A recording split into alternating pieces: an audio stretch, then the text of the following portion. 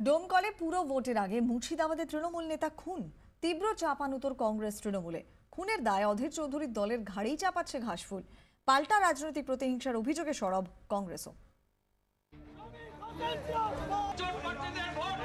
Vote এলি তেতে ওঠে নবাব মহল। একটা মাত্র পুরসভা নির্বাচনের আগেও তার ব্যতিক্রম হলো না।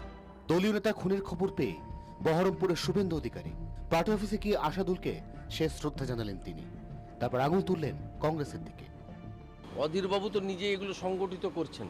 অধীরবাবুর মার্ডার সিন্ডিকেটের হাতে এখনো অস্ত্র আছে।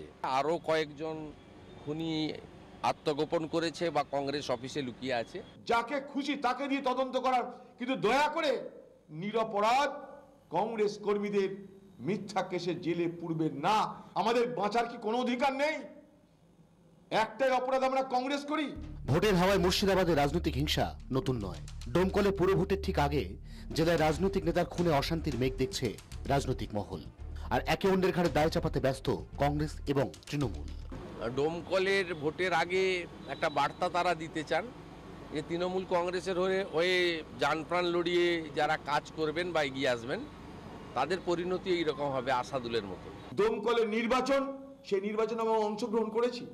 কংগ্রেসকে অভিযুক্ত করার মানে দৃষ্টিটাকে ঘুরিয়ে দেওয়া। এ বাংলায় খুন করছে তৃণমূলকে। এদিন তৃণমূল নেতা খুনে ধৃত হিরু হালদারের পরিবারকে নিয়ে সাংবাদিক বৈঠক করেন অধীর চৌধুরী। পুলিশি হেনস্থার অভিযোগ তুলেছে ধৃতের পরিবার।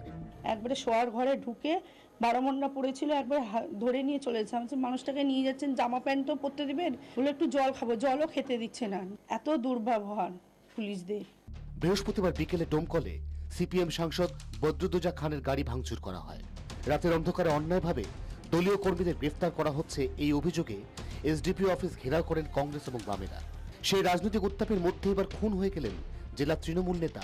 দুপক্ষের সম্মুখ সমরে পঞ্চায়েত নির্বাচনের আগে মুর্শিদাবাদের পরিস্থিতি আরো উত্তপ্ত হয়ে ওঠার আশঙ্কা করছে রাজনৈতিক মহল। ক্যামেরায় রানা ইসলামের সঙ্গে সোমা মাইতির রিপোর্ট, 24 ঘন্টা। টিপু সুলতান মসজিদের ইমামের গাড়িতে লালবাতি ব্যবহার নিয়ে বিতর্ক। শাসক দলের সম্মতিতে এই বেনিয়ম। প্রতিক্রিয়া সিপিএম এর রাজ্য সম্পাদক সূর্যকান্ত মিশ্রর। লালবাতি সবার বন্ধ। প্রধানমন্ত্রী থেকে যোগী আদিত্যনাথ থেকে আরম্ভ করে মুখ্যমন্ত্রী লালবাতি নিচ্ছেন না, কিন্তু ইনি লালবাতি জ্বালবেন কেন? ওর জন্য আলাদা আইন আছে। আলাদা আইন কোথায় আছে? বইতে লেখা আছে, অর্ডার আছে না। ওর জন্য আলাদা আইন, একটাই বই আছে, সেই বইয়ের নাম হচ্ছে মা মাটি মানুষ মুখ্যমন্ত্রী। ওই হচ্ছেন, তিনি হচ্ছেন লেখা ছড়া ইত্যাদি প্রকাশনা আছে না, ওইখানে সব পাবেন আপনি। ওইখানে যে ওই আইনে চলছে, বলছেন মুখ্যমন্ত্রী আমাকে বলেছেন কেন্দ্রীয় আইন এখানে প্রযোজ্য নয়, মুখ্যমন্ত্রীকে বলেছেন সেটাই আইন, তার জন্য আমি লালবাতি জ্বালাচ্ছি।